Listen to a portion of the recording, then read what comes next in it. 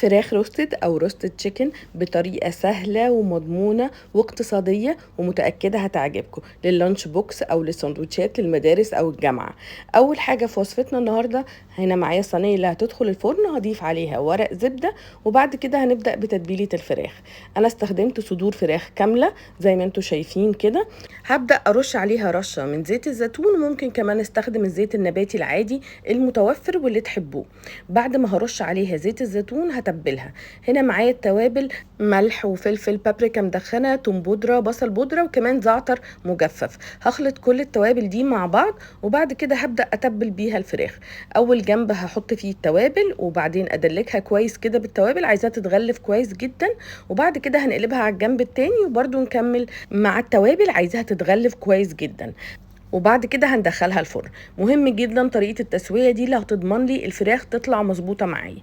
انا هغلف كل جزء لوحده او كل صدر لوحده بالشكل اللي انتوا شايفينه ده، مع بورق زبده. هغلفه كل واحد لوحده زي ما انتوا شايفين كده. هعمل واحد تاني معاكم عشان تشوفوه. بعد ما هغلف كل واحد لوحده بالشكل ده هحطه في الصينيه اللي هدخلها الفرن، وهدخلهم الفرن على درجه حراره 180 في الرف وسط. هسيبها من 40 ل 45 دقيقه بالظبط. بعد كده هطلعها واسيبها تهدى تماما واحطها في التلاجة من بالليل لتاني يوم. ودي خطوة مهمة جدا. وبعدين قبل ما نقطعها، الصدر زي ما انتم شايفين بالشكل ده شكله حلو جدا. قبل ما نقطعها لازم تبقى ساقعة، يعني نخرجها من التلاجة ونقطعها على طول. هنقطعها بسكينة حامية شرايح بالشكل اللي انتم شايفينه ده، شرايح رفيعة جدا. دي هتناسبكم في اي حاجة، بديلة للتركي واللانشون واي حاجة، موفرة جدا. اقدر استخدمها في اي سندوتشات. انا هنا هعمل معاكم سندوتشات المدارس، لانش بوكس المدارس.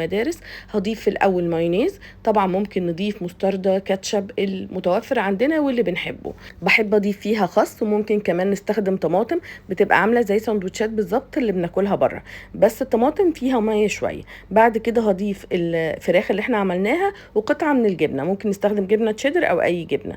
وخلاص كده اللانش بوكس بتاعنا جاهز. ده ممكن يتحضر من بالليل وبيبقى حلو جدا في المدرسه وبيسهل علينا، وكمان الولاد اللي بيحبوا يغيروا. وممكن كمان نعمله للجامعه الولاد الكبار، وممكن كمان للشغل. اكيد هيبقى اوفر واضمن وطعمه احلى بكتير. وعايزه اقول لكم الساندوتش شكله وطعمه بيبقى خطير. وكمان ممكن لو احنا عندنا تمارين ومزنوقين نعملها ونخزنها في الفريزر ونقدر نطلعها وقت ما نحب ونقدمها. جربوها ومتأكدة هتعجبكم، ومتأكدة هتعتمدوا الوصفة دي على طول. ولو عجبكم الفيديو ما تنسوش تعملوا شير ولايك. ولو اول مره بتشوفوني ما تنسوش تعملوا فولو وسبسكرايب للقناه. وكمان مستنيه كل تطبيقاتكم ومستنيه رايكم في الكومنتات. يلا جربوها ومتاكده هتحبوها ومتاكده هتعجبكم. وكل سنه وانتم طيبين.